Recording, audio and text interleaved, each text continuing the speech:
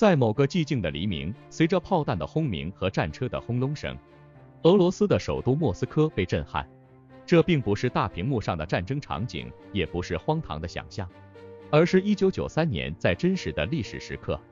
莫斯科白宫前曾经上演的一幕战火交织的戏剧。这一切起因于一个为数不多的关于权力、信仰和未来方向的政治斗争。与此事件紧密相连的是当时的俄罗斯总统鲍里斯·叶利钦。当时，叶利钦正处在他的政治生涯中最为困境的时刻，面对深深的经济危机，人民的生活水平急剧下降，不满和反对的声音如洪水猛兽般涌向这位领导人。而更令人担忧的是，叶利钦的政策与立法机关，也即俄罗斯的最高苏维埃之间的冲突加剧，双方逐渐陷入了一场旷日持久的政治僵局。在这样的背景下，1993年的俄罗斯宪政危机爆发了。最高苏维埃反对叶利钦的政策，并试图削弱他的权力，这使得俄罗斯的政治局势更加复杂。双方都试图在这场权力的拉锯战中占据上风。人们对于国家的未来方向感到迷茫和不安，街头开始出现抗议和冲突。叶利钦并没有坐以待毙，为了确保自己的权力地位，他下令坦克部队炮轰莫斯科白宫。这一命令不仅仅是对白宫这座象征俄罗斯权力中心的建筑进行破坏，更是象征着叶利钦与最高苏维埃之间的最终决裂。随着炮火的轰鸣，这场政治危机达到了它的高潮。据 New York Times 在1993年的报道中指出，鲍里斯·叶利钦命令对莫斯科白宫的攻击，是俄罗斯近现代史上最具争议的决策之一。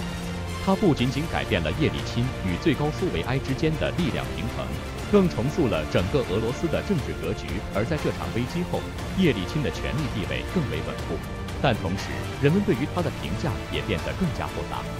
有些人支持他采取果断的行动，认为这是为了保护国家的稳定和繁荣，而另一些人则认为他的决策过于独断，损害了俄罗斯的民主进程。这一事件不仅仅揭示了权力的游戏，更反映了俄罗斯社会在那个特殊历史时期的种种复杂性。但不论人们对此如何评价，这一历史时刻无疑是俄罗斯近现代史上最为震撼、最值得深入探讨的一页。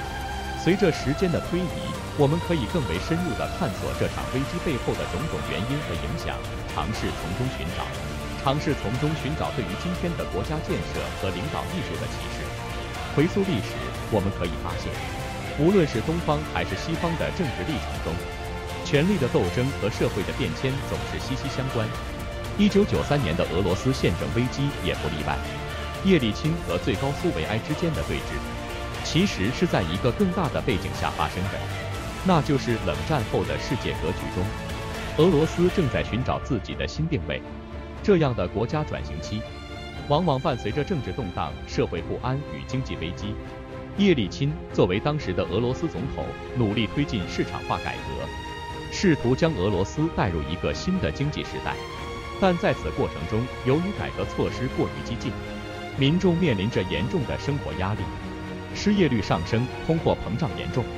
而一些企业则因为无法适应新的市场环境而倒闭。这使得社会各阶层都对叶利钦的领导表示出了质疑。与此同时，最高苏维埃作为国家的立法机关，反映了一部分传统的、更倾向于维护现状的声音。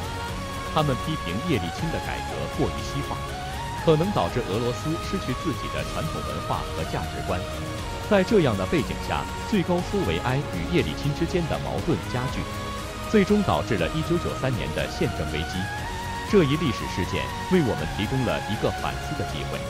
首先，任何的政策改革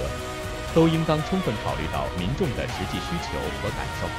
过于激进的改革可能会引发社会的不满与反弹。另一方面，维护传统与进行现代化的进程并不是对立的。一个国家在寻找自己的发展路径时，应当结合自己的实际情况，同时也要借鉴其他国家的经验。据 The Guardian 1993年的报道中提到，俄罗斯的宪政危机反映出国家在转型期的种种困境，但也为未来的发展提供了宝贵的经验。正如这样，1993年的宪政危机不仅仅是俄罗斯历史上的一个黑暗时刻，也是一个值得反思的历史教训。结论上，1993年的俄罗斯宪政危机提醒我们，任何时代、任何国家，在面对重大的政治与社会变革时，都应当审慎行事，确保改革的步伐既能反映民众的愿望，又能确保国家的稳定与和谐。这一原则在当代仍旧具有强烈的现实意义，因为无论历史上的哪一个时刻，国家的稳定都是基石，是人民幸福生活的保障。如果我们纵观历史，可以发现那些经历过战乱和动荡的国家，其人民往往要付出巨大的代价才能够重新站起。1993年的俄罗斯宪政危机之后，俄罗斯进入了一个新的发展时期。经过多年的努力，该国成功地稳定了政治局势，逐步实现了经济的复苏。这一切都与叶利钦在危机之后所采取的一系列措施密切相关。他推动了新的宪法的制定，加强了总统的权力，同时也加强了与国际社会的合作，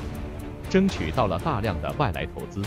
这一段历史告诉我们，面对困境，领导者的决策能力和远见着实至关重要。一个国家的命运往往取决于在关键时刻，领导者是否能够做出正确的决策，带领国家走向正确的发展道路。当然，决策并不仅仅是领导者的事情，在一个民主的社会中，民众的声音和意见也同样重要。通过合理的渠道，如选举、公民投票等方式，民众可以对国家的发展方向发表自己的意见，参与到国家的决策过程中来。此外，媒体的作用也不容忽视。在1993年的俄罗斯宪政危机中，国内外的媒体对事件的报道，直接影响了国际社会对俄罗斯的看法。而在今天，随着互联网和社交媒体的普及，媒体的影响力更为强大。这要求政府和领导者不仅仅要注重决策的正确性，更要注意与民众的沟通和互动，确保信息的透明和公正。BBC 在其关于俄罗斯宪政危机的专题报道中指出，在一个全球化的世界里，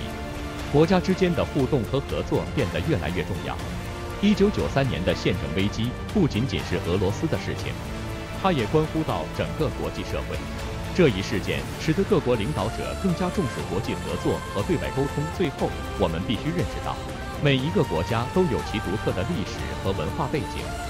在寻找发展之路时，不能简单的复制其他国家的模式，而要结合自己的实际情况，找到最适合自己的道路。